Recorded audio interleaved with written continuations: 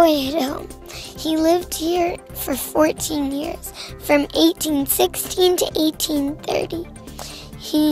This is where he found his hard work ethic, and it was here that he built it up to become the great leader that he was and the great president that he will always be known for.